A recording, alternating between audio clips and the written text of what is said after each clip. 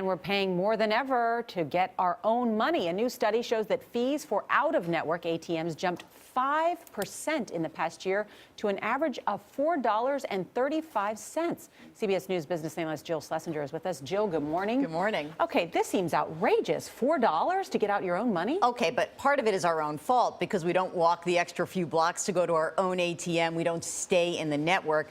The other part of this study found that overdraft fees also up by about 3%. This is the 15th consecutive year that we've seen overdraft fees rise. So I think that's a big deal as well. We're up to over $32 for overdraft fees. A lot of people just don't need to be doing this, and they're signed up for these services, and it costs them lots of money. Listen, I think we're now going to start walking. I remember when the charge was just $1, and because there is something wrong, I think, Nora, about paying to get your own money, the point you raised, out of your account. So what can we do to avoid the fees other than walking? Okay, besides walking, you do want to check with your bank before you go out. There's lots of different banks that will offer free ATM charges. So that's very important. We'll take the onus on us.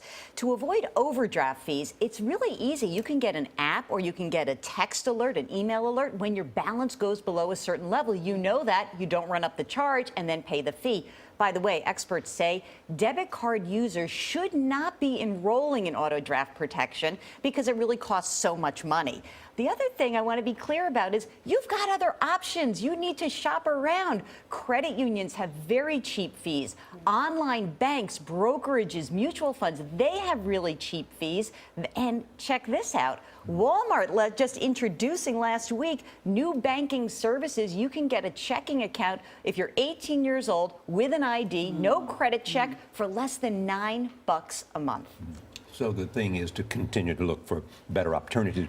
But are the fees going to continue to rise? I think they are. And I think that we're looking at these 3 to 5% increases. Look, banks are under pressure. The regulators have been very clear. They can't do old things that they were doing to make money. Now they're finding alternatives to beef up their profits. Remember, the recession took a big hit out of bank profits. So I think we're going to see a continuation. The thing is, what we don't know is whether banks will feel pressure from these alternatives so that people will actually have better choices. This was fascinating to me that according to the Federal Reserve, there are an estimated 10 million people who say they won't bank with a bank. What's that about? Well, what that is about is interesting. Those are the unbanked, and that is because about 25% of them say they can't meet minimum balances, and they have poor credit. So that leaves people out of luck. Thanks, Jill. Thank you.